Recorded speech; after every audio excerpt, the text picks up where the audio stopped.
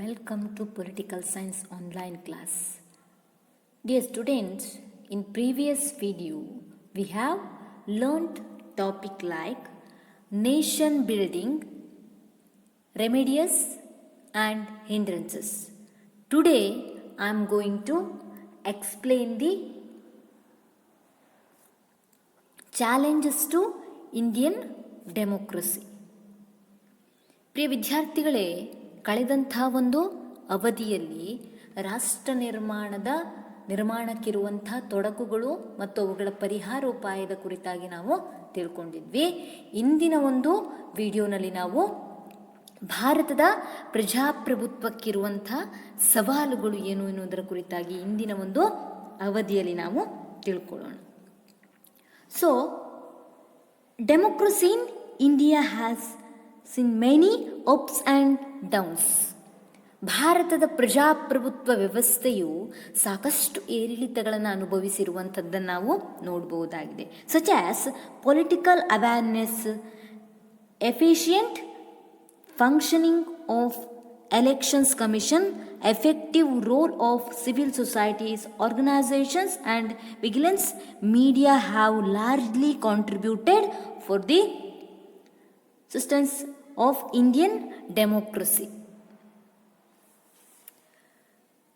ರಾಜಕೀಯ ಭಾರತದ ಒಂದು ಪ್ರಜಾಪ್ರಭುತ್ವ ವ್ಯವಸ್ಥೆಯಲ್ಲಿ ರಾಜಕೀಯ ಅರಿವು ಇರಬಹುದು, ಚುನಾವಣಾ ಆಯೋಗದ ಪರಿಣಾಮಕಾರಿಯಾದಂಥ ವೈಖರಿಗಳಿರ್ಬೋದು, ನಾಗರಿಕ ಸಮಾಜದ ಸಕ್ರಿಯ ಪಾತ್ರ, the role on civil societies ಇರ್ಬೋದು, ಅದೇ ರೀತಿಯಾಗಿ ಸಂಘ ಸಂಸ್ಥೆಗಳು ಮತ್ತು ಜಾಗೃತ ಮೀಡಿಯಾ ಅಥವಾ ಸಮೂಹ ಮಾಧ್ಯಮ ಮುಂತಾದವುಗಳು ಪ್ರಜಾಪ್ರಭುತ್ವದ ಉಳಿವಿಗೆ ನಿರಂತರವಾಗಿ ತಮ್ಮ ಕೊಡುಗೆಯನ್ನು ಸಲ್ಲಿಸ್ತಾ ಇರುವಂಥದ್ದನ್ನು ನಾವು ನೋಡಬಹುದಾಗಿದೆ.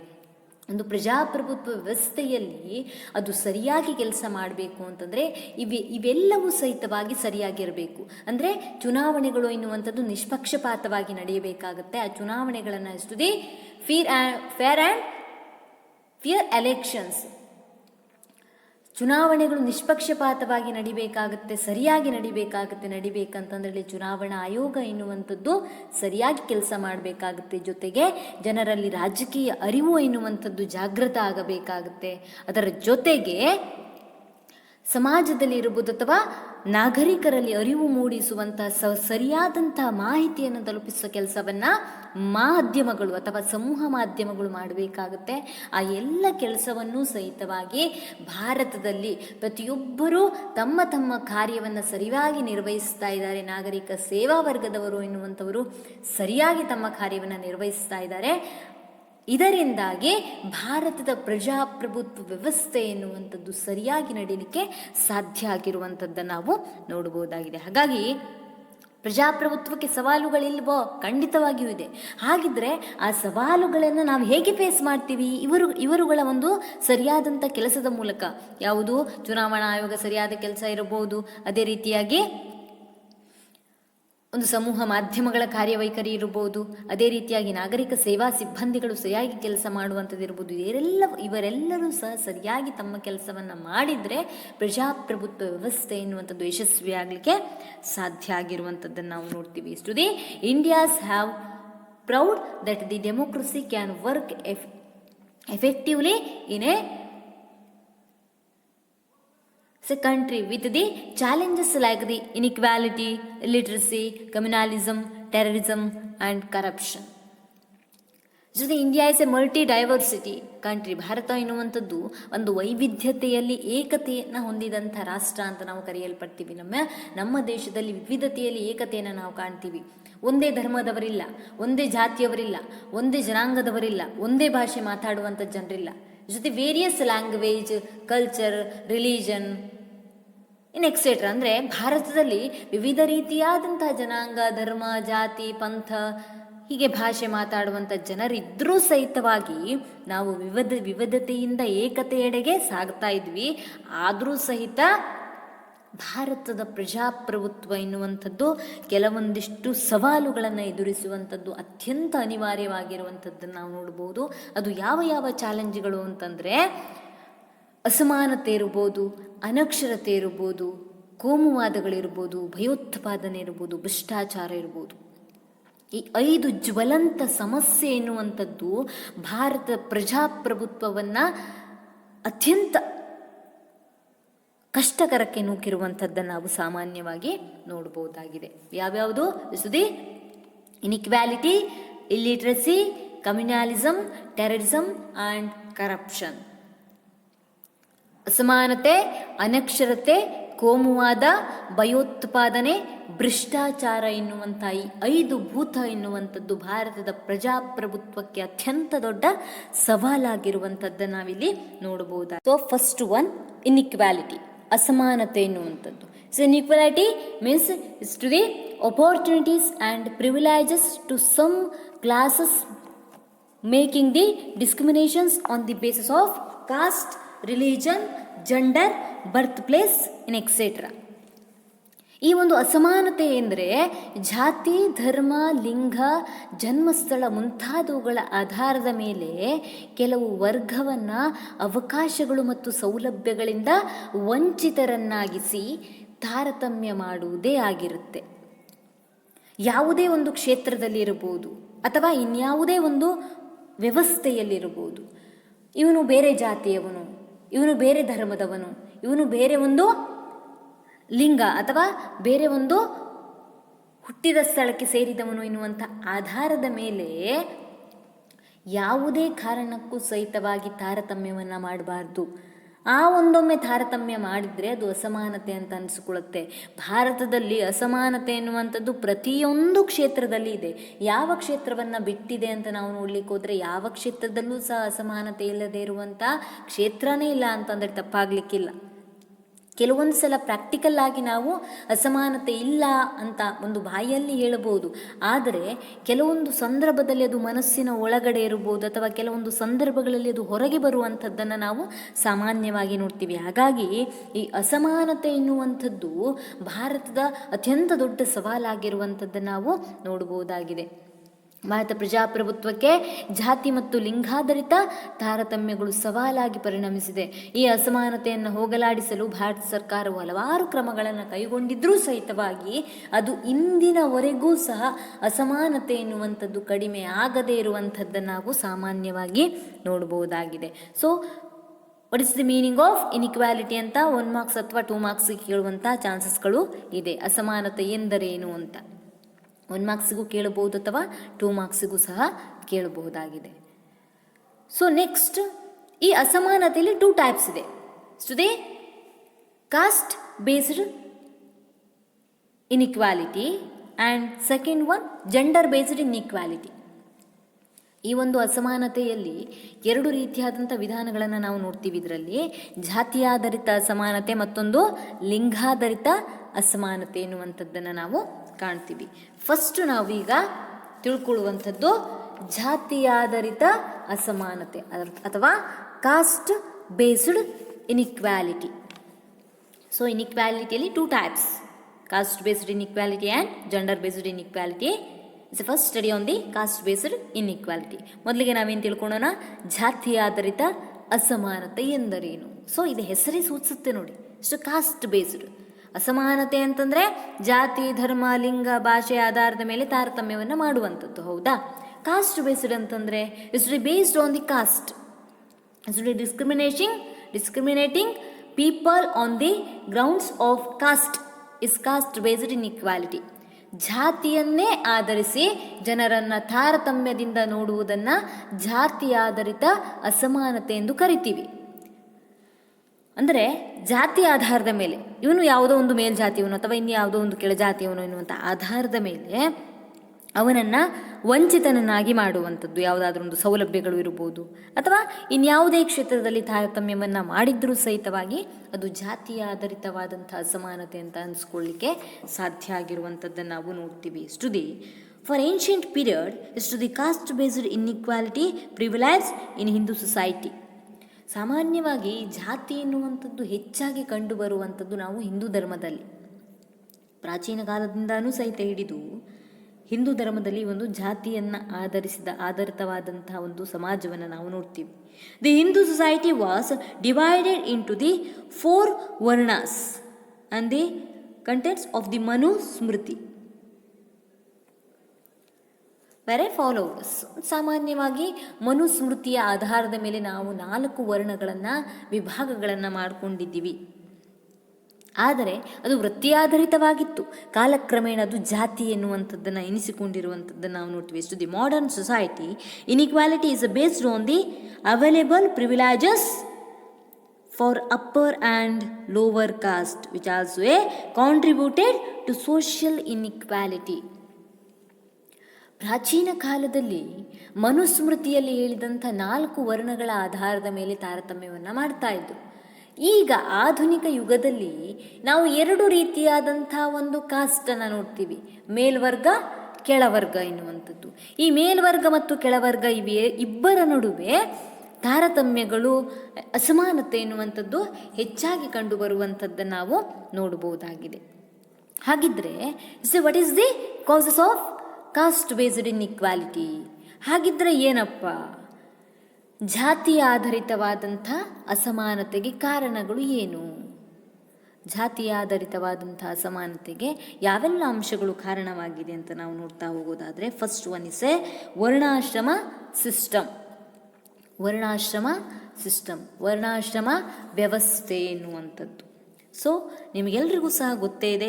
ದಿ ಇನ್ಕ್ಲೂಡ್ ದಿ ಮನುಸ್ಮೃತಿಯಲ್ಲಿ ಹೇಳಿರುವಂತೆ 4 ವರ್ಣಾಶ್ರಮ. Is the sense of ancient period is a varnashrama system in ಪ್ರಿವಿಲೆಂಟ್.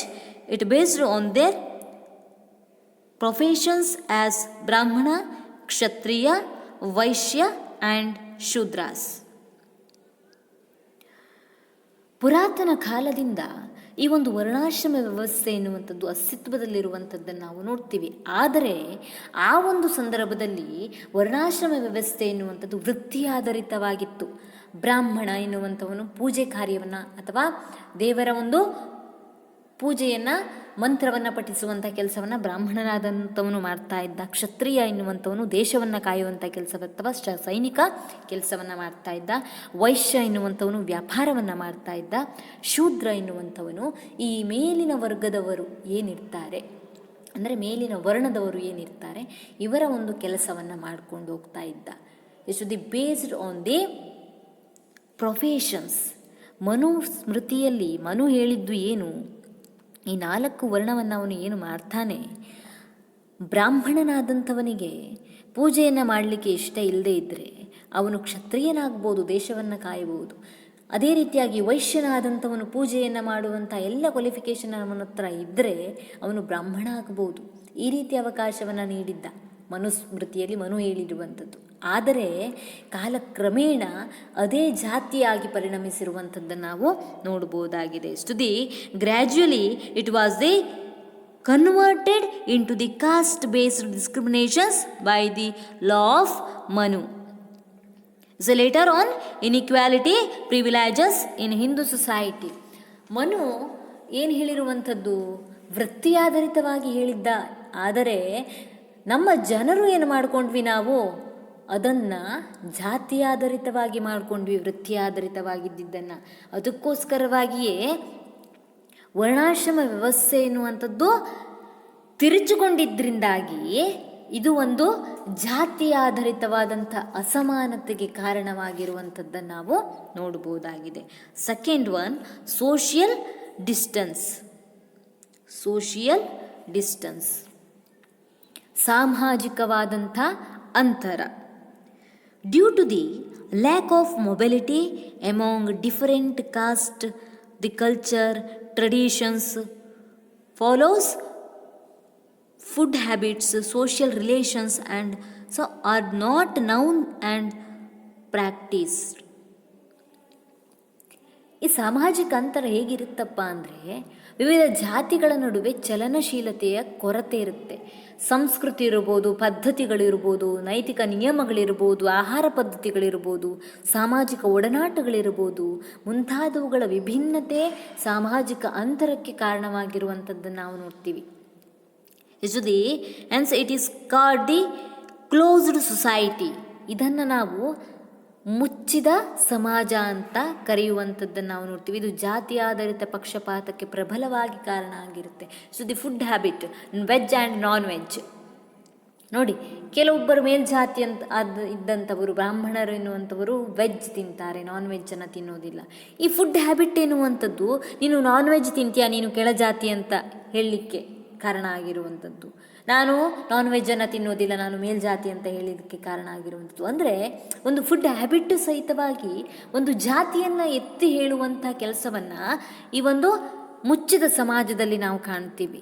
ಕೆಲವೊಂದಿಷ್ಟು ಸಂಸ್ಕೃತಿಗಳಿರ್ಬೋದು, ಪದ್ಧತಿಗಳಿರ್ಬೋದು, ನೈತಿಕ ನಿಯಮಗಳಿರ್ಬೋದು, ಒಂದು ಸಾಮಾಜಿಕ ಒಡನಾಟಗಳಿರ್ಬೋದು, ಇದೆಲ್ಲವೂ ಸಹಿತವಾಗಿ ಜಾತಿಯನ್ನು ಎತ್ತಿ ಹೇಳುತ್ತೆ ಸಮಾಜದಲ್ಲಿ. ಅದಕ್ಕೋಸ್ಕರವಾಗಿಯೇ ಈ ಒಂದು ಜಾತಿ ಆಧಾರಿತವಾದಂಥ ಅಸಮಾನತೆ ಎನ್ನುವಂಥದ್ದು ಹೆಚ್ಚಿನದಾಗಿ ಕಾಣಲಿಕ್ಕೆ ಸಾಧ್ಯ ಆಗಿರುವಂಥದ್ದನ್ನು ನಾವಿಲ್ಲಿ ನೋಡಬಹುದಾಗಿದೆ. Next third one, illiteracy and conservatism. Illiteracy and conservatism, ಅನಕ್ಷರತೆ ಮತ್ತು ಸಂಪ್ರದಾಯ. Illiteracy and ignorance among people make them conservative. It motivates them to the narrow-mindedness and so ಅನಕ್ಷರತೆ ಮತ್ತು ಮೌಢ್ಯತೆಯು ಜನರನ್ನು ಗೊಟ್ಟು ಸಂಪ್ರದಾಯವಾದಿಗಳನ್ನಾಗಿ ರೂಪಿಸಿರುವಂಥದ್ದನ್ನು ನಾವು ನೋಡ್ತೀವಿ. ಜನರಲ್ಲಿ ಒಂದು ರೀತಿಯಾದಂಥ ಸಂಕುಚಿತ ಮನೋಭಾವ ಇರ್ಬೋದು, ಅವರುಗಳೊಂದು ಮೌಢ್ಯತೆ ಕಡೆಗೆ ಉತ್ತೇಜಿಸಲ್ಪಟ್ಟಿರುವಂಥದ್ದನ್ನು ನಾವು ನೋಡ್ಬೋದು. Such people are very nature ಅಂದರೆ ಟು ದಿ ಇಗ್ನೋರ್ ನೇಚರ್ಸ್. ಸಾಮಾನ್ಯವಾಗಿ ಈ ಮೌಢ್ಯತೆ ಎನ್ನುವಂಥದ್ದು ಹಳೆಯ ಸಂಪ್ರದಾಯ ಇರ್ಬೋದು, ಕಂದಾಚಾರಗಳಿಗೆ ಅಂಟಿಕೊಂಡಿರುವಂತೆ ಮಾಡಿರುವಂಥದ್ದನ್ನು ನಾವು ನೋಡಬಹುದಾಗಿದೆ. ಮೊದಲಿನ ಒಂದು ಕಾಲದಲ್ಲಿ ಮಡಿ, ಮೈಲಿಗೆ ಈ ರೀತಿಯಾದಂಥ ಪದ್ಧತಿಗಳು ಹೆಚ್ಚಿನದಾಗಿ ಕಂಡುಬರುವಂಥದ್ದನ್ನು ನಾವು ನೋಡ್ತೀವಿ.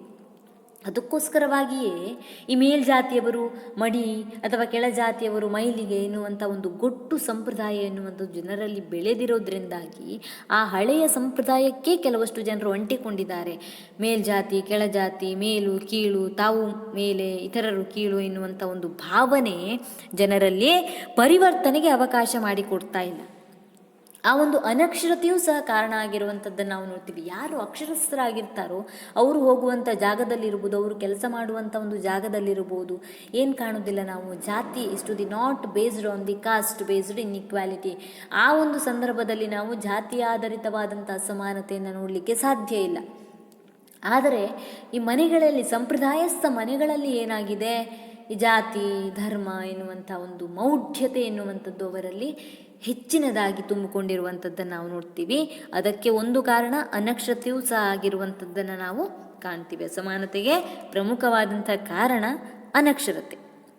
ಹಾಗಾಗಿ ಅನಕ್ಷರತೆ ಎನ್ನುವಂಥದ್ದು ಅಥವಾ ಕೆಲವೊಂದಿಷ್ಟು ಗೊಡ್ಡು ಸಂಪ್ರದಾಯ ಎನ್ನುವಂಥದ್ದು ಅಸಮಾನತೆ ಅಥವಾ ಜಾತಿ ಆಧಾರಿತ ಅಸಮಾನತೆಗೆ ಕಾರಣ ಆಗಿರುವಂಥದ್ದನ್ನು ನಾವಿಲ್ಲಿ ನೋಡ್ತೀವಿ. Next, sense of prestige, ಮೇಲರಿಮೆ.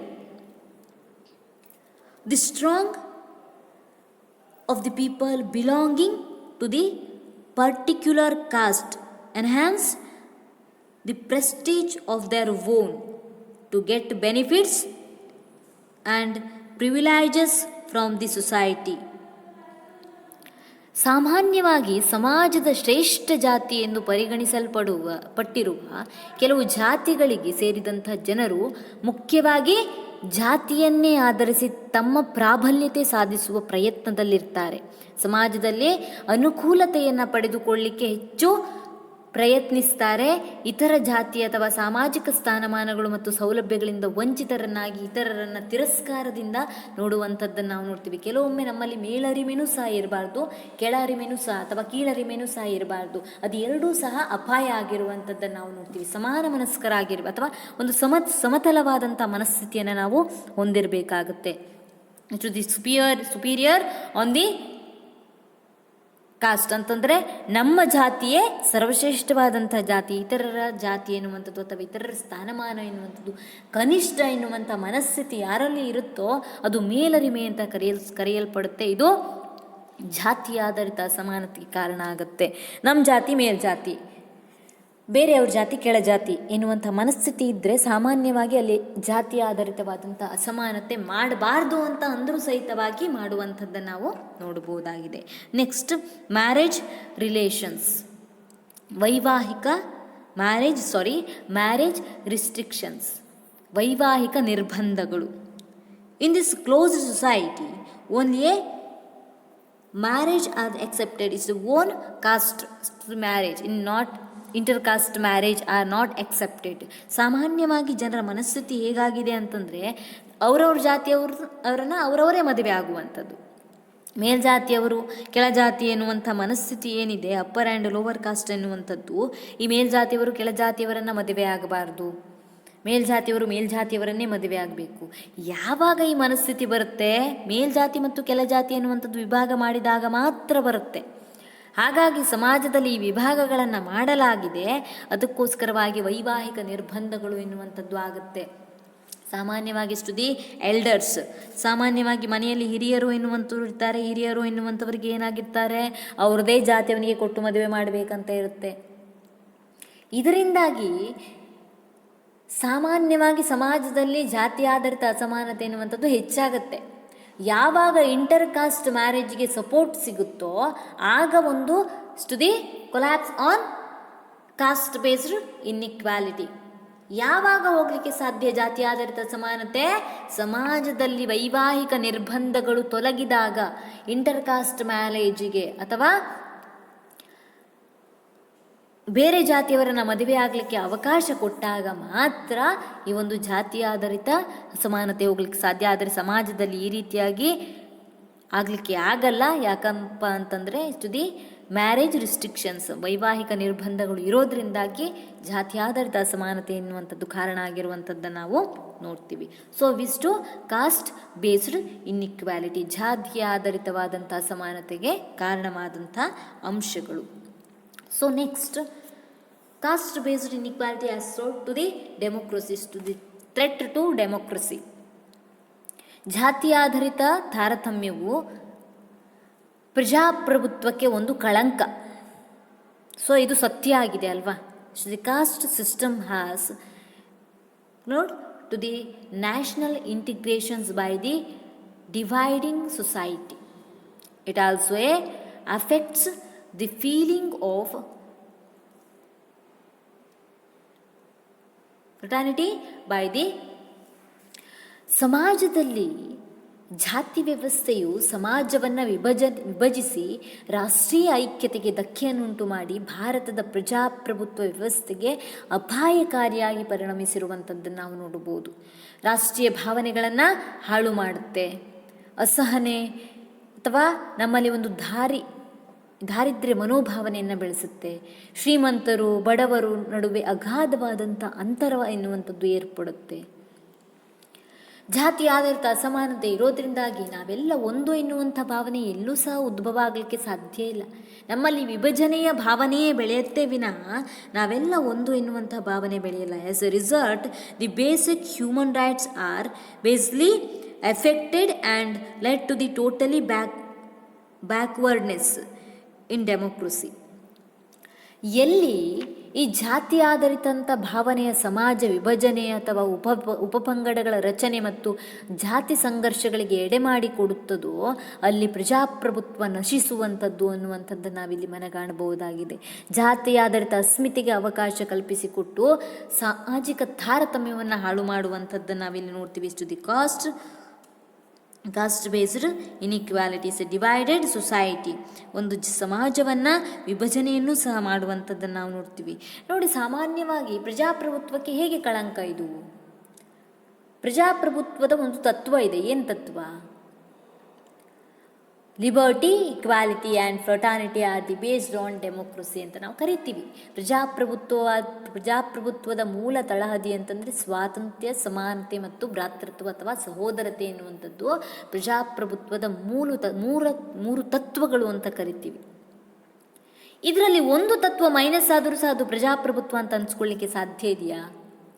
ಸಮಾನತೆಯೇ ಇಲ್ಲ, ಅಸಮಾನತೆ ಎಲ್ಲಿ ನೋಡಿದ್ರೂ ಸಹಿತವಾಗಿ. ಆಗ ಏನಾಗುತ್ತೆ? ಪ್ರಜಾಪ್ರಭುತ್ವ ಯಶಸ್ವಿಗೊಳ್ಳಲಿಕ್ಕೆ ಖಂಡಿತವಾಗಿಯೂ ಸಾಧ್ಯವಿಲ್ಲ. ಅದಕ್ಕೋಸ್ಕರವಾಗಿಯೇ ಯಾವ ಆಧಾರಿತವಾಗಿಯೂ ಅಸಮಾನತೆ ಮಾಡಿದರೆ ಅದು ಅಸಮಾನತೆಯೇ. ಜಾತಿಯಾಧಾರಿತ ಅಸಮಾನತೆ ಎನ್ನುವಂಥದ್ದು ಏನಿದೆ, ಈ ಜಾತಿಯನ್ನೇ ಆಧಾರವಾಗಿಟ್ಟುಕೊಂಡು ತಾರತಮ್ಯವನ್ನು ಮಾಡಿದಾಗ ನಮ್ಮಲ್ಲಿಯೇ ಒಡಕು ಬರುತ್ತೆ. ಆಗ ಅದೇನೊಂದು ಮಾತು ಹೇಳ್ತಾರೆ ನೋಡಿ, ಇಬ್ಬರ ಜಗಳ ಮೂರನೆಯವರಿಗೆ ಲಾಭ ಅಂತ. ನಾವು ನಮ್ಮ ದೇಶದಲ್ಲಿ ನಮ್ಮ ಒಳಗಡೆನೇ ನಾವು ಜಗಳ ಮಾಡ್ಕೊಳ್ತಾ ಜಾತಿ ಜಾತಿ ಅಂತ ನಾವು ಕಚ್ಚಾಡ್ಕೊಳ್ತಾ ಇದ್ದರೆ ಬೇರೆಯವರು ಬಂದು ನಮ್ಮ ಮೇಲೆ ಅಟ್ಯಾಕ್ ಮಾಡಬಾರ್ದು ಅಂತ ಏನಿದೆಯಾ? ಬೇರೆ ದೇಶದವರು ನಮ್ಮನ್ನು ಒಂದು ಟಾರ್ಗೆಟ್ ಮಾಡಬಾರ್ದು ಅಥವಾ ಅವರಿಗೆ ಲಾಭ ಆಗುತ್ತೆ, ಅದರ ಒಂದು ಅಡ್ವಾಂಟೇಜನ್ನು ತಗೊಳ್ತಾರೆ ಬೇರೆಯವರು. ಹಾಗಾಗಿ ಇದು ಪ್ರಜಾಪ್ರಭುತ್ವಕ್ಕೆ ಖಂಡಿತವಾಗಿಯೂ ದೊಡ್ಡ ಗಂಡಾಂತರ ಆಗಿರುವಂಥದ್ದನ್ನು ನಾವು ನೋಡ್ತೀವಿ. ಈಗ ಜಾತಿಯನ್ನೇ ಆಧಾರವಾಗಿಟ್ಕೊಂಡು ರಾಜಕೀಯದಲ್ಲಿ ಕಂಟೆಸ್ಟ್ ಮಾಡುವಂಥದ್ದನ್ನು ನಾವು ನೋಡ್ತೀವಿ. ನೋಡಿ, ಸಾಮಾನ್ಯವಾಗಿ political parties select is candidate for election mostly one caste basis. Is economic poor and dominant caste leads to political and social dominance. ರಾಜಕೀಯ ಪಕ್ಷಗಳು ಸಹ ಏನನ್ನು ಬಳಸ್ಕೊಂಡು ವಿನ್ ಆಗ್ತಾ ಇದೆ, ಗೆಲ್ತಾ ಇದೆ? ಕಾಸ್ಟ್ ಬೇಸ್ಡ್, ಜಾತಿಯನ್ನೇ ಆಧಾರವಾಗಿಟ್ಟುಕೊಂಡು ಒಂದು ಕ್ಷೇತ್ರದಲ್ಲಿ ಯಾವ ಜಾತಿ ಪಾಪ್ಯುಲರ್ ಆಗಿದೆಯೋ, ಯಾವ ಜಾತಿ ಹೆಚ್ಚು ಬಲಿಷ್ಠವಾಗಿದೆಯೋ, ಯಾವ ಜಾತಿಯವರು ಹೆಚ್ಚಾಗಿ ಆ ಒಂದು ಕ್ಷೇತ್ರದಲ್ಲಿ ಇದ್ದಾರೋ ಅಂಥ ಆ ಒಂದು ಜಾತಿಯವನನ್ನೇ ತಗೊಂಡೋಗಿ ಎಲೆಕ್ಷನ್ಗೆ ನಿಂತು ವಿನ್ ಆಗ್ತಾರೆ. ಯಾಕೆ? ನಾವು ನಮ್ಮ ಜಾತಿಯವನಿಗೆ ಓಟ್ ಹಾಕದೆ ಬೇರೆ ಜಾತಿಯವರಿಗೆ ಓಟ್ ಹಾಕ್ತೀವಾ? ಅಂದರೆ ಆ ಮನಸ್ಥಿತಿ, ಒಂದು ಜಾತಿ ಎನ್ನುವಂಥದ್ದು ಇದೆಯಲ್ಲ, ಅದು ಹೆಚ್ಚಿನ ಒಂದು ಪ್ರಜಾಪ್ರಭುತ್ವವನ್ನು ಹಾಳು ಮಾಡಲಿಕ್ಕೆ ಸಾಧ್ಯ. ಬಹುಶಃ ಬೇರೆ ಜಾತಿಯವನು ಕ್ಯಾಂಡಿಡೇಟ್ ಒಳ್ಳೆ ಇದ್ದಿದ್ನೇನೋ, ಅವನು ಚೆನ್ನಾಗಿ ಆಡಳಿತವನ್ನು ಮಾಡ್ತಾ ಇದ್ನೇನೋ, ಆದರೆ ನಾವೇನು ಮಾಡ್ಕೊಂಡ್ವಿ, ಜಾತಿ ಅಂತ ಮಾಡ್ಕೊಂಡ್ಬಿಟ್ಟು ಆ ಜಾತಿಯವನಿಗೆ ಓಟ್ ಹಾಕುವಂಥದ್ದು. ಇದೆಲ್ಲ ಪ್ರಜಾಪ್ರಭುತ್ವ ಹಾಳಾಗಲಿಕ್ಕೆ ಸಾಧ್ಯ. ಪ್ರಜಾಪ್ರಭುತ್ವದಲ್ಲಿ ಭ್ರಷ್ಟರು ಬರಲಿಕ್ಕೆ ದಾರಿ ಮಾಡಿಕೊಡುತ್ತೆ. ಅದಕ್ಕೋಸ್ಕರವಾಗಿಯೇ ರಾಜಕೀಯ ಪಕ್ಷಗಳು ಸಹ ಜಾತಿ ಆಧಾರಿತವಾಗಿ ಜಾತಿಯ ಮೇಲೆ ನಿಂತಿರುವಂಥದ್ದನ್ನು ನಾವು ನೋಡ್ತೀವಿ. ಇದು ಪ್ರಜಾಪ್ರಭುತ್ವದಲ್ಲಿ ಜಾತಿ, ಧರ್ಮ, ಲಿಂಗ, ಭಾಷೆ ಎನ್ನುವಂಥ ಆಧಾರದ ಮೇಲೆ ಏನೂ ಸಹ ಮಾಡಬಾರ್ದು. ಆದರೆ ಎಲ್ಲವೂ ಸಹಿತವಾಗಿ ಈ ಒಂದು ಜಾತಿಯ ಆಧಾರದ ಮೇಲೆ ನಡೆಯೋದ್ರಿಂದಾಗಿ ಪ್ರಜಾಪ್ರಭುತ್ವ ಎನ್ನುವಂಥದ್ದು ಖಂಡಿತವಾಗಿಯೂ ಯಶಸ್ವಿಯಾಗಿ ಮುನ್ನಡೆಯಲಿಕ್ಕೆ ಸಾಧ್ಯ ಆಗದೇ ಇರುವಂಥದ್ದನ್ನು ನಾವಿಲ್ಲಿ ನೋಡ್ತೀವಿ. ಯಾವುದರಿಂದ? ಕಾಸ್ಟ್ ಬೇಸ್ಡ್ ಇನ್ಇಕ್ವಾಲಿಟಿಯಿಂದ, ಜಾತಿ ಆಧಾರಿತ ತಾರತಮ್ಯದಿಂದಾಗಿ. ಹಾಗಿದ್ರೆ ಇದನ್ನು ಹೀಗೆ ಬಿಟ್ಬಿಡ್ಲಿಕ್ಕಾಗುತ್ತಾ? ಖಂಡಿತ ಸಾಧ್ಯ ಇಲ್ಲ. ಹಾಗಿದ್ರೆ ಇದಕ್ಕೇನಾದರೂ ಒಂದು ಪರಿಹಾರವನ್ನು ಕಂಡುಹಿಡಿಯಲೇಬೇಕಾಗಿದೆ. ಹಾಗಿದ್ರೆ ಏನು ಕಂಡುಹಿಡಿದಿದ್ದಾರೆ? The reservations and its justifications as a response. ಹಾಗಿದ್ರೆ ಪರಿಹಾರವಾಗಿ ಮೀಸಲಾತಿ ಒಂದು ಸಮರ್ಥನೆ ಅಂತಂದರೆ ಅದು ಖಂಡಿತವಾಗಿಯೂ ಆಗಿದೆ ಅಂತ ಸಂಪೂರ್ಣವಾಗಿ ಅಲ್ಲ, ಅದೊಂದು ಪರಿಹಾರವಾಗಿ ತಂದಿದ್ದಾರೆ. ಜಾತಿ ಆಧಾರಿತವಾದಂಥ ಅಸಮಾನತೆಯನ್ನು ತೊಡೆದು ಆಗಲಿಕ್ಕೆ ಏನಾದರೂ ಒಂದು ಪರಿಹಾರವನ್ನು ಅಥವಾ ಒಂದು ಜಸ್ಟಿಫಿಕೇಷನನ್ನು, ನ್ಯಾಯವನ್ನು ಒದಗಿಸಿಕೊಡುವಂಥದ್ದು ಪ್ರಜಾಪ್ರಭುತ್ವದಲ್ಲಿರುವಂಥ ಒಂದು ವ್ಯವಸ್ಥೆಯ ಜವಾಬ್ದಾರಿ. ಅದಕ್ಕೋಸ್ಕರವಾಗಿಯೇ ಈ ತುಳಿತಕ್ಕೊಳಗಾದಂಥ ಜಾತಿಯವರನ್ನು ಮೇಲೆತ್ತೋಕ್ಕೋಸ್ಕರವಾಗಿಯೇ ಕೆಲವೊಂದಿಷ್ಟು ಕ್ರಮಗಳನ್ನು ಕೈಗೊಳ್ಳಲಾಗಿದೆ. ಅದು ಸಂವಿಧಾನದಲ್ಲಿರ್ಬೋದು ಅಥವಾ ಕಾನೂನುಗಳಲ್ಲಿ ಇರ್ಬೋದು. ಏನೆಲ್ಲ ಒಂದು ರೆಮಿಡಿಯಸ್ ಅಥವಾ ಪರಿಹಾರೋಪಾಯಗಳನ್ನು ಹಿಡಿದಿದ್ದಾರೆ ಅಂತ ನೋಡೋದಾದರೆ, as a result of caste based inequality the worst are scheduled caste, scheduled tribes and other backward classes. ಭಾರತದಲ್ಲಿ ಜಾತಿಯಾಧಾರಿತ ಅಸಮಾನತೆಗಳು ಅಸ್ತಿತ್ವದಲ್ಲಿರೋದ್ರಿಂದಾಗಿ ಪರಿಶಿಷ್ಟ ಜಾತಿಗಳಿರ್ಬೋದು, ಪರಿಶಿಷ್ಟ ಪಂಗಡ ಇರ್ಬೋದು ಮತ್ತು ಇತರೆ ಹಿಂದುಳಿದ ವರ್ಗಗಳು ಅಗಾಧವಾದಂಥ ಶೋಷಣೆಗೆ ಒಳಗಾಗಿದ್ದಾರೆ. ಹಾಗಾಗಿ in order to bring them to the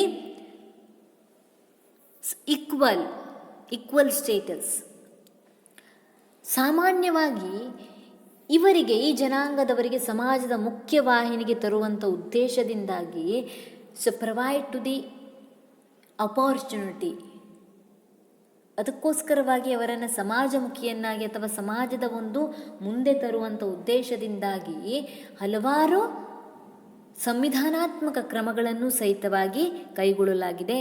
the Indian constitution include the certain provisions in part 3, 4 and 16 of the Constitution.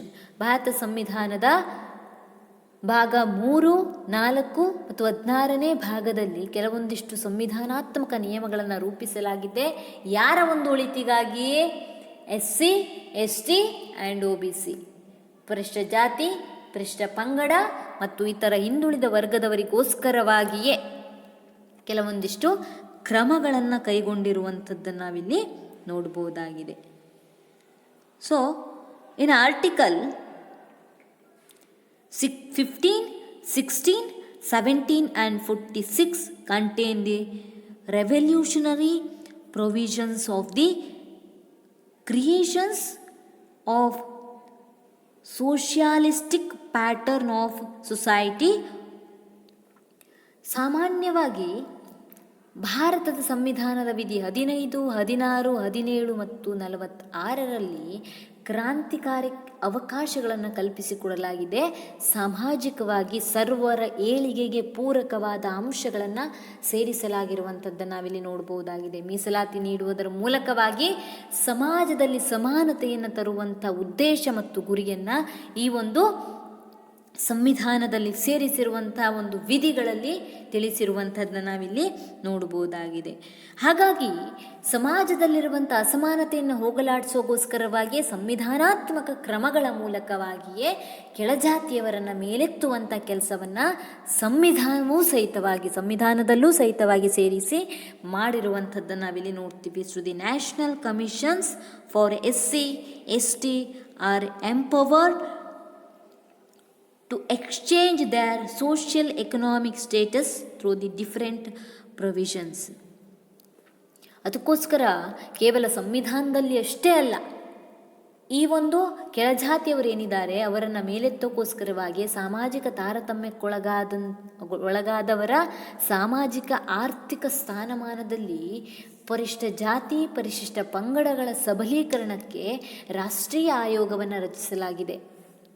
ಎಷ್ಟು they state and national level, so backward classes, both scheduled caste and scheduled tribes, so central and state government, ಕೇಂದ್ರ ಮತ್ತು ರಾಜ್ಯ ಸರ್ಕಾರದ ಒಂದು ಅಡಿಯಲ್ಲಿ ಹಿಂದುಳಿದ ವರ್ಗದವರು ಇರ್ಬೋದು ಅಥವಾ ಪರಿಶಿಷ್ಟ ಜಾತಿ ಮತ್ತು ಪರಿಶಿಷ್ಟ ಪಂಗಡದವರ ಒಂದು ಆಯೋಗವನ್ನು ರಚಿಸುವುದರ ಮೂಲಕವಾಗಿ ಇವರ ಒಂದು ಸಬಲೀಕರಣಕ್ಕಾಗಿ ಶ್ರಮಿಸ್ತಾ ಇರುವಂಥದ್ದನ್ನು ನಾವು ನೋಡ್ಬೋದು. ಕೇವಲ ಸಂವಿಧಾನದಲ್ಲಿ ಅಷ್ಟೇ ಅಲ್ಲದೆ ಅವರಿಗೆ ಪ್ರತ್ಯೇಕವಾದಂಥ ಆಯೋಗವನ್ನು ರಚಿಸುವುದರ ಮೂಲಕವಾಗಿ ಈ ಕೆಳವರ್ಗದವರ ಸಬಲೀಕರಣಕ್ಕಾಗಿ ಶ್ರಮಿಸ್ತಾ ಇರುವಂಥದ್ದನ್ನು ನಾವು ನೋಡ್ತೀವಿ. ಅದು ಕೇಂದ್ರ ಸರ್ಕಾರ ಇರ್ಬೋದು, ರಾಜ್ಯ ಸರ್ಕಾರ ಇರ್ಬೋದು, ಎರಡೂ ಸಹ ಶ್ರಮಿಸ್ತಾ ಇರುವಂಥದ್ದನ್ನು ನಾವು ನೋಡ್ಬೋದಾಗಿದೆ. ಹಾಗಿದ್ರೆ ಯಾವೆಲ್ಲ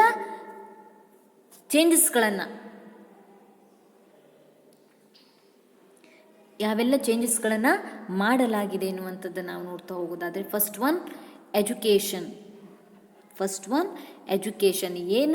ಯಾವ ರೀತಿಯಾದಂಥ ಒಂದು ಶಿಕ್ಷಣದ ಮೂಲಕವಾಗಿ ಅವರಿಗೆ ಮೀಸಲಾತಿ ಮೂಲಕವಾಗಿ ಕಲ್ಪಿಸಿದ್ದಾರೆ ಅಂತ. ಇನ್ನು article 15 class 4 and 5 of the constitution provides reservations of seats to SC, ST and backward classes in educational institutions in even private aided and unaided institutions must also reserved certain seats of the student belonging to their group of per the 86th Constitutional Amendment Act. ನೋಡಿ, ಭಾರತ ಸಂವಿಧಾನದ ವಿಧಿ 15,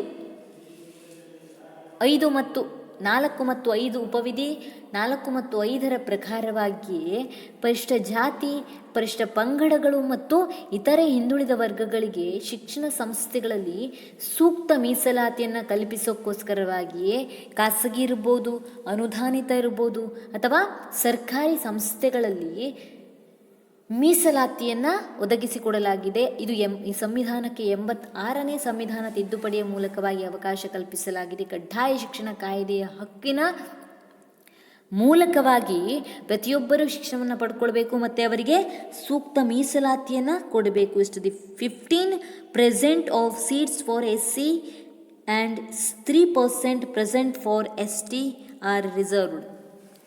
ಅದು medical ಇರ್ಬೋದು, engineering ಇರ್ಬೋದು, ಅಥವಾ ಇನ್ಯಾವುದೇ ಶಿಕ್ಷಣ ಕ್ಷೇತ್ರದಲ್ಲೂ ಸಹಿತವಾಗಿ SC ST ಮತ್ತು OBC ಅವರು ಯಾರಿರ್ತಾರೆ ಅವರಿಗೆ ರಿಸರ್ವೇಷನನ್ನು ಕೊಡಬೇಕು. ಅದು ಖಾಸಗಿ ಕಾಲೇಜ್ ಅಥವಾ ಸ್ಕೂಲ್ಗಳಿರ್ಬೋದು, ಅಥವಾ ಸರ್ಕಾರಿ ಸ್ಕೂಲ್ಗಳಿರ್ಬೋದು, ಅಥವಾ ಏಡೆಡ್ಗಳಿರ್ಬೋದು, ಯಾವುದೇ ಶಿಕ್ಷಣ ಸಂಸ್ಥೆಯಲ್ಲಾದರೂ ಸಹಿತವಾಗಿ ಇವರಿಗೆ ಮೀಸಲಾತಿಯನ್ನು ಕೊಟ್ಟು, ಮೀಸಲಾತಿ ಅಂತಂದರೆ ಈಗ ಎಂಜಿನಿಯರಿಂಗ್ ಮತ್ತು ಮೆಡಿಕಲ್ ಸೀಟ್ಗಳು ಇರುತ್ತಲ್ವ, ಅದರಲ್ಲಿ ಸ್ವಲ್ಪ ಕಡಿಮೆ ಪರ್ಸೆಂಟೇಜ್ ಮಾಡಿದರೂ ಸಹಿತವಾಗಿ ಒಂದು 100 ಸೀಟ್ಗಳು ಇದೆ ಅಂತಂದರೆ ಅದರಲ್ಲಿ 15 ಸೀಟ್ಗಳನ್ನು SC ಅವರಿಗೆ ಕೊಡಲೇಬೇಕು. ಹಾಗಾಗಿ ಅಂದರೆ 15% ಅಷ್ಟು ಸೀಟನ್ನು SC ಅವರಿಗೆ ಕೊಡಲೇಬೇಕಾಗುತ್ತೆ. ST ಅವರಿಗೆ 3% ಸೀಟನ್ನು ಕೊಡಬೇಕಾಗುತ್ತೆ. ಅಂದರೆ ಅವರೂ ಸಹ ಶಿಕ್ಷಣವನ್ನು ಪಡ್ಕೊಂಡು, ಹೈಯರ್ ಎಜುಕೇಷನ್ನ ಪಡ್ಕೊಂಡು, ಉನ್ನತ ಶಿಕ್ಷಣವನ್ನು ಪಡ್ಕೊಂಡು ಸಮಾಜದ ಒಂದು ಪ್ರಮುಖ ವಾಹಿನಿಗೆ ಬರಲಿ ಅನ್ನೋ ಉದ್ದೇಶಕ್ಕಾಗಿ ಈ ರೀತಿಯಾದಂಥ ಒಂದು ರಿಸರ್ವೇಷನನ್ನು ಕೊಡಲಾಗಿದೆ. ನೆಕ್ಸ್ಟ್ ಸೆಕೆಂಡ್ ಒನ್, ಎಂಪ್ಲಾಯ್ಮೆಂಟ್, ಉದ್ಯೋಗದಲ್ಲಿ ಮೀಸಲಾತಿ. Article 16 class 4 of the constitution provides equal opportunities to all in public service. In Article 335, in claims reservations for SC and ST in public service, both in central and state government. ನಮ್ಮ ಸಂವಿಧಾನದಲ್ಲಿ 16ನೇ ವಿಧಿ ಏನಿದೆ, ಉಪವಿಧಿ 3ರ ಪ್ರಕಾರ ಉದ್ಯೋಗದಲ್ಲಿಯೂ ಸಹಿತ ಎಲ್ಲರಿಗೂ ಸಮಾನ ಅವಕಾಶವನ್ನು ಕಲ್ಪಿಸಿಕೊಡುವುದು. ವಿಧಿ 335ರಲ್ಲಿ ಪರಿಶಿಷ್ಟ ಜಾತಿ ಮತ್ತು ಪರಿಶಿಷ್ಟ ಪಂಗಡಗಳಿಗೆ ಕೇಂದ್ರ ಮತ್ತು ರಾಜ್ಯ ಸರ್ಕಾರಗಳಲ್ಲಿಯೂ ಸಾರ್ವಜನಿಕ ಸೇವೆಗಳಲ್ಲಿಯೂ ಸಹಿತವಾಗಿ ಮೀಸಲಾತಿಯನ್ನು ನೀಡಲಾಗಿದೆ. ಹಾಗಾಗಿ ಉದ್ಯೋಗದಲ್ಲಿ ಏನು ಮೀಸಲಾತಿ ಇದೆ, ಆ ಉದ್ಯೋಗದಲ್ಲಿ ಈ ಹಿಂದುಳಿದ ವರ್ಗದವರು ಅಂತ ಏನು ಕರೆಯಲ್ಪಟ್ಟಿದ್ದಾರೆ, ಅಥವಾ SC ಮತ್ತು STಗಳು ಎನ್ನುವಂಥವ್ರು ಏನು ಶೋಷಿತ ವರ್ಗದವರಿದ್ದಾರೆ, ಅವರಿಗೆ ಇಂತಿಷ್ಟು % ಅಂತ ಎಂಪ್ಲಾಯ್ಮೆಂಟಲ್ಲೂ ಸಹಿತವಾಗಿ, ಈಗ ಎಂಪ್ಲಾಯ್ಮೆಂಟ್ ಅಥವಾ ಉದ್ಯೋಗದಲ್ಲಿ ಒಂದು 50 ಸೀಟ್ ಇದೆ ಅಂತ ಇದ್ದರೆ ಅದರಲ್ಲಿ ಇಂತಿಷ್ಟು ಸೀಟನ್ನು SC ಅವರಿಗೆ ಕೊಡಲೇಬೇಕಾಗುತ್ತೆ, ಇಂತಿಷ್ಟು ಸೀಟನ್ನು ST ಅವರಿಗೆ ಕೊಡಲೇಬೇಕು, ಅದೇ ರೀತಿಯಾಗಿ ಇಂತಿಷ್ಟು ಸೀಟನ್ನು OBC ಅವರಿಗೆ ಕೊಡಲೇಬೇಕಾಗುತ್ತೆ. ಯಾಕೆ ಹೀಗೆ ಮಾಡಿದ್ದಾರೆ ಅಂತಂದರೆ ಅವರು ಶೋಷಿತ ವರ್ಗದವರಾಗಿದ್ದಾರೆ, ಸಮಾಜದಲ್ಲಿ ಮೇಲ್ವರ್ಗ ಮತ್ತು ಕೆಳವರ್ಗ ಸರಿಯಾಗಬೇಕು, ಅದು ಸಮಾನ ವರ್ಗ ಆಗಬೇಕು ಅಂತ ಉದ್ದೇಶದಿಂದ ಅವರಿಗೆ ಮೀಸಲಾತಿಯನ್ನು ನೀಡುವುದರ ಮೂಲಕವಾಗಿ ಅವರೂ ಸಹ ಉದ್ಯೋಗವನ್ನು ಪಡ್ಕೊಂಡು ಮುಂದೆ ಬರಬೇಕು ಅಂತ, ಆರ್ಥಿಕವಾಗಿಯೂ ಸಹ ಸಾಮಾಜಿಕವಾಗಿಯೂ ಮುಂದುವರಿಬೇಕಂತಂದರೆ ಅವರಿಗೆ ಉದ್ಯೋಗ ಬೇಕಾಗಿರುತ್ತೆ. ಅದಕ್ಕೋಸ್ಕರವಾಗಿ ಮೀಸಲಾತಿಯನ್ನು ಕೊಟ್ಟಿದ್ದಾರೆ. Next, Lok Sabha and legislative assembly, ಶಾಸನ ಸಭೆಗಳಲ್ಲಿಯೂ ಸಹಿತವಾಗಿ ಇವರಿಗೆ ಮೀಸಲಾತಿಯನ್ನು ಕೊಟ್ಟಿರುವಂಥದ್ದು ನಾವು ನೋಡ್ತೀವಿ. In article 330 and 332 of the Indian constitution provides reservations to SC and ST both in Lok Sabha and state legislative assembly. ನಮ್ಮ ಸಂವಿಧಾನದ ವಿಧಿ 330 ಮತ್ತು 332ರಲ್ಲಿ ಭಾರತ ಸಂವಿಧಾನವು ಸಂಸತ್ತಿನ ಲೋಕಸಭೆ ಮತ್ತು ರಾಜ್ಯಸಭೆಗಳಿರ್ಬೋದು, ವಿಧಾನಸಭೆಗಳಲ್ಲಿ ಇರ್ಬೋದು, ಪರಿಶಿಷ್ಟ ಜಾತಿ ಪರಿಶಿಷ್ಟ ಪಂಗಡದ ವರ್ಗದವರಿಗೆ ಸೂಕ್ತ ಮೀಸಲಾತಿ ಸ್ಥಾನವನ್ನು ಕಲ್ಪಿಸಿಕೊಡಬೇಕು. ಸೊ ಯಾವುದೇ ಇರಲಿ, ಎಲ್ಲಾದರೂ ಸಹಿತವಾಗಿಯೂ ಅದು ಲೋಕಸಭೆ ಇರ್ಬೋದು, ರಾಜ್ಯಸಭೆಗಳಿರ್ಬೋದು, ಅಥವಾ ವಿಧಾನಸಭೆಗಳಿರ್ಬೋದು, ಎಲ್ಲ ಕಡೆಗಳಲ್ಲಿಯೂ ಸಹಿತವಾಗಿ ಅವರು ಟು ದಿ ಪೊಲಿಟಿಕಲ್ ರೆಪ್ರೆಸೆಂಟೇಟಿವ್ಸ್, ಅವರೂ ಸಹ ರಾಜಕೀಯ ಪ್ರತಿನಿಧಿಗಳಾಗಬೇಕು ಎನ್ನುವಂಥ ಉದ್ದೇಶದಿಂದಾಗಿ ಅವರಿಗೆ ಮೀಸಲಾತಿ ಕಲ್ಪಿಸಿಕೊಡುವುದರ ಮೂಲಕವಾಗಿ ಇಂತಿಷ್ಟು ಸೀಟಿಗೆ ಅವರು ಕಂಟೆಸ್ಟ್ ಮಾಡಲೇಬೇಕಾಗುತ್ತೆ, ಸ್ಪರ್ಧಿಸಲೇಬೇಕಾಗುತ್ತೆ. ಹಾಗಾಗಿ ಅವರು ಲೋಕಸಭೆಗೆ ವಿಧಾನಸಭೆಗೆ ಹೋಗಬೇಕು ಅನ್ನೋ ಉದ್ದೇಶಕ್ಕೋಸ್ಕರವಾಗಿ ಮೀಸಲಾತಿಯನ್ನು ಕಲ್ಪಿಸಿಕೊಟ್ಟಿದ್ದಾರೆ. ನೆಕ್ಸ್ಟ್, ಲೋಕಲ್ ಬಾಡೀಸ್, ಸ್ಥಳೀಯ ಸರ್ಕಾರಗಳಲ್ಲಿ ಮೀಸಲಾತಿಯನ್ನು ಕೊಟ್ಟಿರುವಂಥದ್ದು. ಇನ್ article 243D of the Indian Constitution, seats are reserved for SC and ST in every panchayat in ಅಂದರೆ ಭಾರತ ಸಂವಿಧಾನ ವಿಧಿ 243D ಪರಿಶಿಷ್ಟ ಜಾತಿ ಪರಿಶಿಷ್ಟ ಪಂಗಡಗಳು ಮತ್ತು ಇತರ ಹಿಂದುಳಿದ ವರ್ಗದ ಅವರಿಗೆ ಗ್ರಾಮೀಣ ಸ್ಥಳೀಯ ಸಂಸ್ಥೆಗಳಲ್ಲಿ ಮೀಸಲಾತಿ ಸ್ಥಾನವನ್ನು ಕಲ್ಪಿಸಿಕೊಟ್ಟಿರುವಂಥದ್ದನ್ನು ನಾವು ನೋಡ್ತೀವಿ. ಅದೇ ರೀತಿಯಾಗಿ ನಗರ ಸ್ಥಳೀಯ ಸರ್ಕಾರದಲ್ಲೂ ಸಹಿತವಾಗಿ In Article 243D, it provides to reservation seat their ground of urban local self-government. ವಿಧಿ 243T ವಿಧಿಯಲ್ಲಿ ಏನು ಹೇಳಿದ್ದಾರೆ, ನಗರ ಸ್ಥಳೀಯ ಸರ್ಕಾರ ಸಂಸ್ಥೆಗಳಲ್ಲಿಯೂ ಸಹಿತವಾಗಿ ಇವರಿಗೆ ಮೀಸಲಾತಿಯನ್ನು ಒದಗಿಸಿಕೊಡಬೇಕು. ಪ್ರೆಸಿಡೆಂಟ್ ಆ್ಯಂಡ್ ವೈಸ್ ಪ್ರೆಸಿಡೆಂಟ್, ಅದರ ಜೊತೆಗೆ ಪಂಚಾಯತ್ಗಳಲ್ಲಿ ಅಧ್ಯಕ್ಷ ಮತ್ತು ಉಪಾಧ್ಯಕ್ಷನ ಸ್ಥಾನಗಳು ಏನಿರುತ್ತೆ ಅದರಲ್ಲೂ ಸಹಿತವಾಗಿ ಮೀಸಲಾತಿಯ ಆಧಾರದ ಮೇಲೆ ಅಧ್ಯಕ್ಷ ಮತ್ತು ಉಪಾಧ್ಯಕ್ಷನ ಆಯ್ಕೆ ಆಗುವಂಥದ್ದನ್ನು ನಾವಿಲ್ಲಿ ನೋಡಬಹುದಾಗಿದೆ. ಇದರ ಎಲ್ಲದರ ಹಿಂದಿರುವಂಥ ಉದ್ದೇಶ ಅನ್ನುವಂಥದ್ದು ಜಾತಿ ಆಧಾರಿತ ಅಸಮಾನತೆಯನ್ನು ಹೋಗಲಾಡಿಸಬೇಕು. ಪ್ರತಿಯೊಂದು ಕ್ಷೇತ್ರದಲ್ಲಿಯೂ ಸಹಿತವಾಗಿ ಹಿಂದುಳಿದ ಜಾತಿಯವರು ಮುಂದೆ ಬರಬೇಕು ಅನ್ನೋ ಉದ್ದೇಶಕ್ಕೋಸ್ಕರವಾಗಿ ಈ ಮೀಸಲಾತಿಯನ್ನು ಕಲ್ಪಿಸಿಕೊಟ್ಟಿರುವಂಥದ್ದನ್ನು ನಾವು ನೋಡ್ತೀವಿ.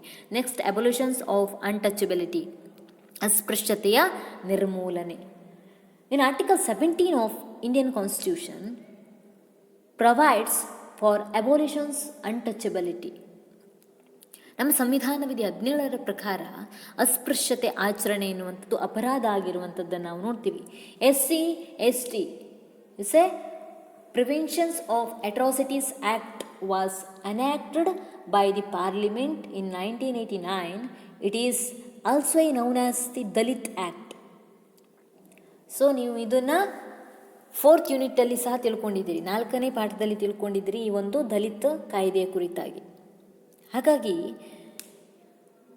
ಅಸ್ಪೃಶ್ಯತೆಯನ್ನು ಆಚರಣೆಯನ್ನು ಮಾಡಬಾರ್ದು. ನಮ್ಮ ಸಂವಿಧಾನದಲ್ಲೂ ಸಹಿತವಾಗಿ ಅದನ್ನು ತಿಳಿಸಿಕೊಟ್ಟಿದ್ದಾರೆ. ದೌರ್ಜನ್ಯ ನಿಷೇಧ ಕಾಯ್ದೆಯ ಮೂಲಕವಾಗಿ ಇದನ್ನು ನಾವು ದಲಿತ ಕಾಯ್ದೆ ಅಂತಾನೂ ಸಹ ಕರಿತೀವಿ. ಯಾವ ಒಂದು ಕ್ಷೇತ್ರದಲ್ಲಿಯೂ ಸಹಿತವಾಗಿ, ಯಾವೊಂದು ಸ್ಥಳದಲ್ಲಿಯೂ ಸಹಿತವಾಗಿ ಅಸ್ಪೃಶ್ಯತೆಯನ್ನು ಆಚರಣೆ ಮಾಡುವಂಥದ್ದು ಅಕ್ಷಮ್ಯ ಅಪರಾಧವಾಗಿದ್ದು ಅದಕ್ಕೆ ಶಿಕ್ಷೆಯೂ ಸಹಿತ ಇರುವಂಥದ್ದನ್ನು ನಾವಿಲ್ಲಿ ನೋಡಬಹುದಾಗಿದೆ. ಹಾಗಾಗಿಯೇ the Dalit act it came into force in 13th January 1919. 1919 ಜನವರಿ 30ರಂದು ಇಂದು ದಲಿತ ಕಾಯ್ದೆ ಎನ್ನುವಂಥದ್ದು ಬರುವುದರ ಮೂಲಕವಾಗಿ ದಲಿತರ ಮೇಲೆ ನಡೆಯುತ್ತಿರುವಂಥ ದೌರ್ಜನ್ಯ ತಡೆಯೋಕ್ಕೋಸ್ಕರವಾಗಿ ಬಂದಿರುವಂಥದ್ದು. ಜೊತೆಗೆ ಅಸ್ಪೃಶ್ಯತೆಯನ್ನು ನೀವು ಮುಟ್ಟಬಾರ್ದು, ಅನ್ಟಚಬಿಲಿಟಿ, ನಾಟ್ ಟಚ್ ಅಂದರೆ ಯಾರನ್ನು ಸಹ ಮುಟ್ಟಬಾರ್ದು ಅನ್ನುವಂಥ ಒಂದು ಆಚರಣೆಯನ್ನು ಮಾಡಿದ್ರೆ, ಆ ಒಂದು ಜಾತಿಯವರನ್ನು ಕೆಳಗಿಟ್ಟು ನೋಡಿದರೆ ಅದು ಅಪರಾಧ ಎನಿಸಿಕೊಳ್ಳುತ್ತೆ. ಅದು ಆ ಒಂದು ಜಾತಿಯವರು, ಆ ಒಂದು ಕೆಳಜಾತಿಯವರು ಏನಿದ್ದಾರೆ ಅವರು ಏನಾದರೂ ಕಂಪ್ಲೇಂಟನ್ನು ಕೊಟ್ಟರೆ ಇರ್ಬೋದು, ಅಥವಾ ಯಾವುದಾದ್ರೂ ಕಮಿಷನ್ನಿಗೆ ಹೇಳಿದರೆ ಇರ್ಬೋದು, ಆ ಒಂದು ಅನ್ಟಚಬಿಲಿಟಿಯನ್ನು ಯಾರು ಪ್ರಾಕ್ಟೀಸ್ ಮಾಡಿದ್ದಾರೆ, ಯಾರು ಆಚರಿಸಿದ್ದಾರೆ ಅಂಥವರಿಗೆ ಶಿಕ್ಷೆಯನ್ನು ಸಹ ವಿಧಿಸುವಂಥ ಕೆಲಸವನ್ನು ಮಾಡುವಂಥದ್ದನ್ನು ನಾವಿಲ್ಲಿ ನೋಡ್ಬೋದಾಗಿದೆ. ಅಂದರೆ ಅಸ್ಪೃಶ್ಯತೆ ಎನ್ನುವಂಥದ್ದು ಅಕ್ಷಮ್ಯ ಅಪರಾಧ. ಯಾವುದೇ ಸ್ಥಳ ಇರ್ಬೋದು, ಯಾವುದೇ ಒಂದು ವ್ಯವಸ್ಥೆಯಲ್ಲಿರ್ಬೋದು, ಯಾವುದೇ ಒಂದು ಕ್ಷೇತ್ರದಲ್ಲಿಯೂ ಸಹಿತವಾಗಿ ಅಸ್ಪೃಶ್ಯತೆಯನ್ನು ಆಚರಣೆ ಮಾಡುವಂಥದ್ದು ಅಕ್ಷಮ್ಯ ಅಪರಾಧ ಆಗಿರುವಂಥದ್ದನ್ನು ನಾವು ನೋಡ್ತೀವಿ. ಆ ಒಂದು ಅಸ್ಪೃಶ್ಯತೆಯನ್ನು ಆಚರಣೆ ಮಾಡಬಾರ್ದು ಅನ್ನೋ ಉದ್ದೇಶಕ್ಕಾಗಿ ಈ ಒಂದು ಆರ್ಟಿಕಲ್ 17ನಲ್ಲಿ ಹೇಳಿರುವಂಥದ್ದನ್ನು ನಾವು ನೋಡ್ಬೋದು. ಸೊ ಇವಿಷ್ಟು reservations provide to the caste ಅಂತಂದರೆ ಲೋವೆಸ್ಟ್ ಕ್ಲಾಸ್ ಅಂದರೆ ಕೆಳವರ್ಗದವರಿಗೆ ನೀಡಲಾದಂಥ ಮೀಸಲಾತಿಯ ಮೂಲಕವಾಗಿ ಅವರನ್ನು ಮೇಲೆತ್ತುವಂಥ ಕೆಲಸವನ್ನು ಮಾಡಿರುವಂಥದ್ದನ್ನು ನಾವು ನೋಡ್ಬೋದು. ಸೊ ಇಂದಿನ ಒಂದು ಅವಧಿಯಲ್ಲಿ ನಾವೇನನ್ನು ತಿಳ್ಕೊಂಡ್ವಿ, inequality meaning, caste based inequality meaning, causes of caste based inequality and threat to the Indian caste based inequality and threat to the Indian democracy and reservations and its justifications as a response. ನಾವು ಇಂದಿನ ಒಂದು ಅವಧಿಯಲ್ಲಿ ಏನು ತಿಳ್ಕೊಂಡ್ವಿ, ಅಸಮಾನತೆ ಎಂದರೇನು, ಜಾತಿ ಆಧಾರಿತ ಅಸಮಾನತೆ ಎಂದರೇನು, ಜಾತಿ ಆಧಾರಿತ ಅಸಮಾನತೆಗೆ ಯಾವೆಲ್ಲ ಅಂಶಗಳು ಕಾರಣವಾಗುತ್ತೆ, ಈ ಜಾತಿ ಆಧಾರಿತ ಅಸಮಾನತೆ ಎನ್ನುವಂಥದ್ದು ಪ್ರಜಾಪ್ರಭುತ್ವಕ್ಕೆ ಹೇಗೆ ಒಂದು ಕಳಂಕ ಅಥವಾ ಗಂಡಾಂತರ ಸವಾಲಾಗಿ ಪರಿಣಮಿಸಿದೆ, ಅದೇ ರೀತಿಯಾಗಿ ಈ ಒಂದು ಜಾತಿ ಆಧಾರಿತ ಅಸಮಾನತೆಯನ್ನು ಯಾವ ಒಂದು ಪರಿಹಾರದ ಮೂಲಕವಾಗಿ ನಾವು ತೆಗೆದುಹಾಕಬಹುದು, ಮೀಸಲಾತಿಯ ಮೂಲಕವಾಗಿ ತೆಗೆದುಹಾಕಬಹುದು ಎನ್ನುವಂಥ ಒಂದು ಅಂಶಗಳನ್ನು ನಾವು ಇಂದಿನ ಒಂದು ಅವಧಿಯಲ್ಲಿ ತಿಳ್ಕೊಂಡ್ವಿ. Next hour we will discuss in gender based inequality. ಮುಂದಿನ ಒಂದು ಅವಧಿಯಲ್ಲಿ ನಾವೇನಂತ ತಿಳ್ಕೊಳ್ಳೋಣ, ಲಿಂಗಾಧಾರಿತ ಅಸಮಾನತೆಯ ಕುರಿತಾಗಿ ತಿಳ್ಕೊಳ್ಳೋಣ. Thank you.